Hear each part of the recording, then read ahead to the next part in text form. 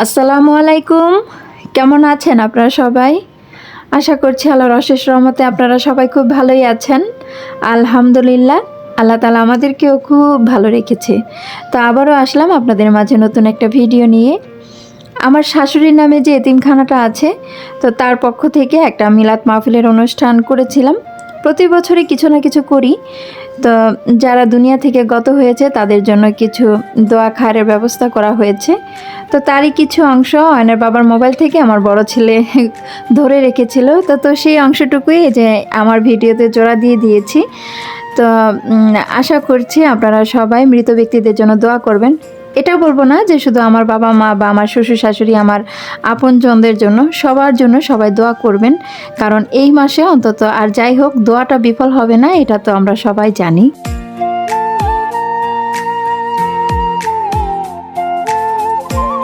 আমার বেলি ফুল গাছে কিন্তু অনেক দিন পর বেলি ফুল ফুটলো। তো বেলি ফুল পছন্দ করে না এমন লোক হয়তো খুব একটা পাওয়া যাবে না, প্রচুর সুঘ্রাণ। আর বন্য ফুল হোক আর আপনার আমার মতো বাগানে লাগানো, ছোট্ট একটা টবে লাগানো, যেরকম ফুলই হোক না কেন, ফুল কিন্তু বরাবরই সুন্দর। আল্লাহ তাআলা নিজের হাতে যা সৃষ্টি করেছে সব কিছুই সুন্দর। আপনিও সুন্দর, আমিও সুন্দর, কিন্তু আমাদের দেখার চোখ কিন্তু অনেক সময় এদিক ওদিক হয়, যার কারণে অনেক কিছু অসুন্দর মনে হয়।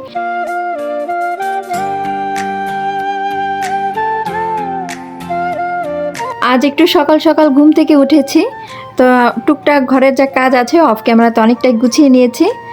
তো কিছু কেনাকাটার উদ্দেশ্যে বের হব। ঈদ এসে গেছে, কাপড় চোপড় তো কিনতে হবে, বাচ্চাদের, আমার, ওর বাবার। তো ওই উদ্দেশ্যে বের হওয়া আর কি। তো সেখানে গিয়ে কিন্তু খুব আহামরি কোনো কিছু ভিডিও করতে পারিনি। কেন সেরকম পারিনি সেটাও আপনাদের সাথে তা শেয়ার করব।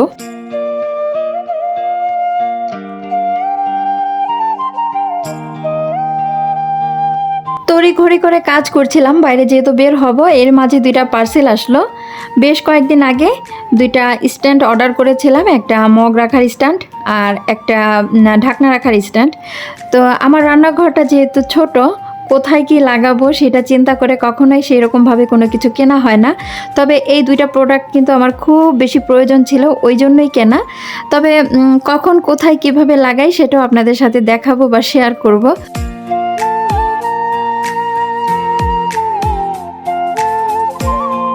শীতের পুরো মাসটা তো কার্পেটটা ব্যবহার করেছি, প্রচণ্ড ময়লা হয়েছে। তো এটা তো ধুতে হবে, তো ধোয়াটা খুব বেশি কষ্টের ছিল, ওই জন্য ধুই ধুই করে আর ধোয়া হয়নি। তো আজ অয়নের বাবা এটা ধুয়ে নিচ্ছে। আর বলছিল যে এখন ওঠানোর প্রয়োজন নেই, রমজান মাস তো ইফতারিটা তো ওই নিচে বসেই করি, টেবিলে জায়গা হয় না সেই জন্য। তো ওই জন্য আজ ধুয়ে নিচ্ছি, শুকিয়ে যাবে, বেশি সময় লাগবে না। তো আবার নতুন করে কিছুদিন ব্যবহার করব। তবে প্রচণ্ড গরমের আগে আবার উঠিয়ে ফেলতে হবে, কারণ গরমে তো কার্পেট ব্যবহার করা যায় না, আর করলেও মানে খুব বেশি অসহ্যদায়ক মনে হয়। তো সব মিলিয়ে আজ কিন্তু অয়নের বাবার জন্য খুব বেশি একটা পরিশ্রম পড়ে গেছে। তো কি করব, আমি পারি না, মহিলা মানুষ বলে কথা, অতটা পরিশ্রম নেওয়াটা আসলে হয় না। তবে মাঝে মাঝে এই ভারী ভারী কাজগুলো অয়নের বাবাই কিন্তু আমাকে করে দেয়। তো এই যে ধুয়ে একদম রোদে শুকাতে দিয়েছি।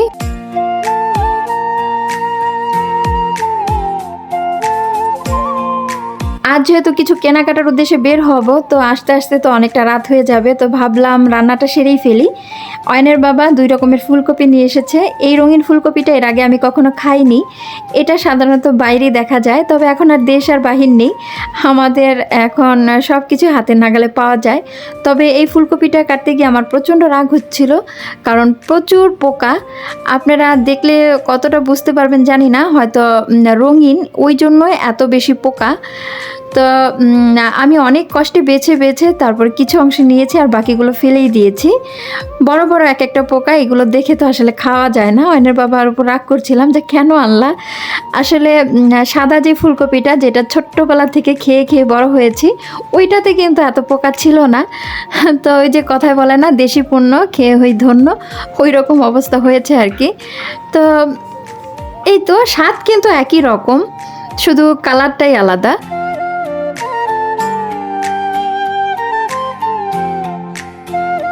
দুপুর 2টা বাজে, তো বাচ্চা কাচ্চা নিয়ে আল্লাহর নাম নিয়ে বের হয়ে পড়লাম। তো বাসায় আস্তে আস্তে যে অনেকটা লেট হবে সেটা তো বুঝতেই পারছি।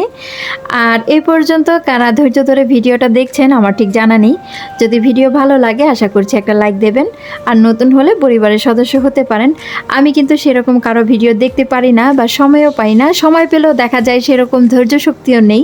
তো সব মিলিয়ে কিন্তু একটু গুটিয়ে গিয়েছি। তারপরেও মাঝে মাঝে আপনাদের কাছে আসি, আপনাদের সামনে কিছু কথা বলি। তো কেউ ভালো লাগা নিয়ে, কেউ ভালোবাসা নিয়ে দেখেন, আবার কিছু মন্তব্য প্রকাশ করেন। সব মিলিয়ে সবাইকে অসংখ্য ধন্যবাদ।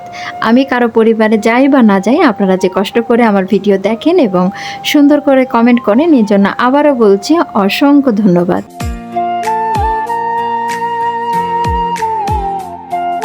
প্রথমে আমার ড্রেস কেনার ঝামেলাটা শেষ করব। এবার বসুন্ধরা সিটি আড়ংয়ে এসেছি।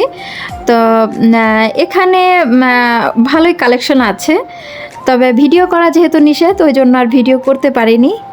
ছোট ছেলে আর বড় ছেলের ড্রেসও কিন্তু আমারই পছন্দ করে কিনতে হয়। অয়নের বাবার সাথে থাকি ঠিকই, কিন্তু তুমি পছন্দ করো, তুমি পছন্দ করো, এই কথাটাই বারবার বলে। তো সব মিলিয়ে কিন্তু ক্যামেরা ধরাটাই কষ্টের হয়ে যায়।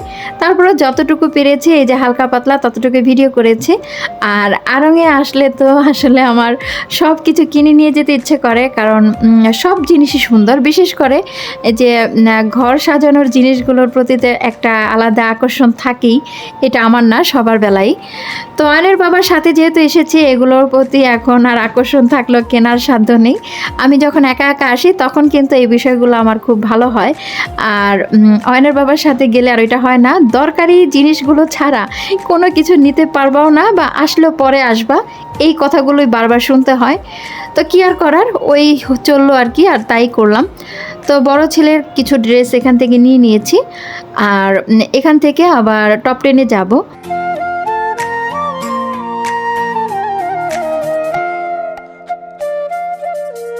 যে কোনো কেনাকাটাই বলেন না কেন, একটু নিলিবিলি হেঁটে হেঁটে যদি কেনা যায় তাহলে কিন্তু বিষয়টা ভালো লাগে। তবে সাথে যদি থাকে এরকম ছোট বাচ্চা কাচ্চা, তাহলে তো অনেক বেশি কষ্টের।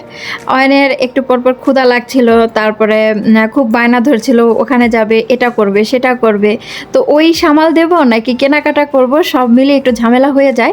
আসলে ফ্যামিলি নিয়ে আসলেই ঝামেলাটা হয়। তবে এবার বলে দিয়েছি, অয়নের বাবা এখন থেকে 2 ছেলের কেনাকাটা একা করবে, আমার কেনাকাটা আমি নিজের মতো করে করব। এটা কিন্তু এবার ফাইনাল হয়েই গেছে।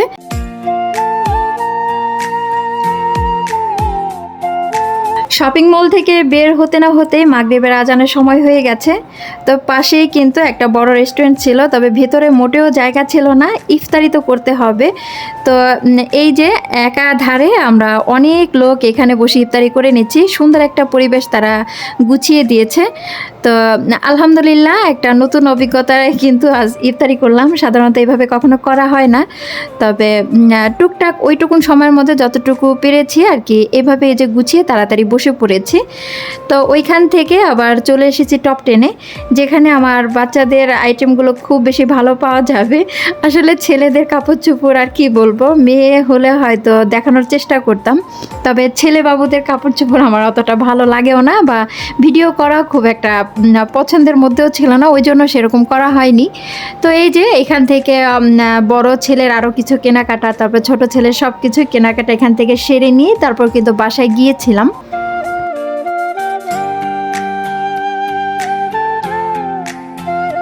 গত বছর অয়ন একটু ছোট ছিল, তা কুলে রাখলেও থাকতো, তো এবছর আর সেরকম নেই। এখন সে মোটামুটি একটু বুঝতে পারে আর খুব বেশি জ্বালাতন করে। তো যেখানে যেমন সুযোগ পাচ্ছে না কেন, মোবাইল হাতে ধরিয়ে দিচ্ছে, একটু গেম খেলছে, আবার জ্বালাতন করছে বাসায় যাবে, আবার মোবাইল ধরিয়ে দিচ্ছে, আবারও সে একটু থেমে থাকছে। তো এইভাবে সামাল দিয়ে দিয়ে কেনাকাটা করেছি। আর চাইলেই কিন্তু ভিডিওটা খুব বেশি সুন্দর করে করা যেত, যদি সুন্দর করে সম্পূর্ণ জিনিসগুলো তুলে ধরা যেত। তবে অয়নের বাবা যেহেতু সবার ড্রেস দেখছিল এবং তা পছন্দ করছিল, সে নিজেই হ্যান্ডেল করছিল। আমি একটা মোবাইল হাতে নিয়ে যদি বারবার ভিডিও করতে থাকি সেটাও কিন্তু শোভনীয় মনে হয়নি। তো ওই জন্য হালকা হালকা করে একটু সিন রেখেছি, আর তাই আপনাদের সাথে শেয়ার করলাম। জানি খুব একটা বেশি ভালো লাগেনি, তারপরে যতটুকু পেরেছি অন্তত আপনাদের সামনে আসতে পেরেছি, এই জন্য কিন্তু আল্লাহ দরবারে আমি অসংখ্য অসংখ্য শুক্রিয়া। তো যাই হোক, অনেক কাজ করলাম, অনেক কথা বললাম, অনেক ভুলও করলাম। তো আর কথা বলবো না, আর ভুলও করব না। তো মোটামুটি যাই করেছি, এখন বাসায় চলে যাই। পরবর্তী ভিডিওতে চেষ্টা করব আপনাদের সামনে আসতে, কথা বলতে। সেই পর্যন্ত আপনারাও ভালো থাকবেন, সুস্থ থাকবেন। আল্লাহ হাফিজ, আসসালামু আলাইকুম।